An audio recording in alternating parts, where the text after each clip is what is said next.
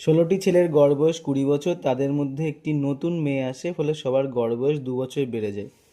দেখো 16টি যে ছেলে আছে, এই 16টি ছেলের গড় বয়স 20 বছর করে।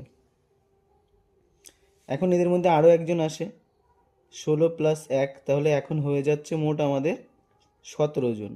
তাহলে এই যে নতুন যে ব্যক্তি আসছে বা যে মেয়েটি আসছে, এর বয়স যদি একই থাকতো, 20 হতো, তাহলে এদের গড় বয়স 20 বছরই থাকতো। কিন্তু এই যে একজন বেড়ে যাচ্ছে, এর ফলে 2 বছর করে কিন্তু সবার বেড়ে যাচ্ছে গড় বয়স। অর্থাৎ 2 বছর করে বাড়ছে, মানে এই যে 17 জন আছে, এই 17 জন প্রত্যেকেরই 2 বছর করে বাড়বে। অর্থাৎ 17 দুগুণে কত হচ্ছে? 34। এই যে 34 বছর বেশি, কেন বেশি হলো? এই যে নতুন ব্যক্তি যোগ হয়েছে, এর জন্যই কিন্তু এই 34 বছরটা বেশি হবে। অর্থাৎ এই নতুন ব্যক্তির বয়স হলো 54 বছর।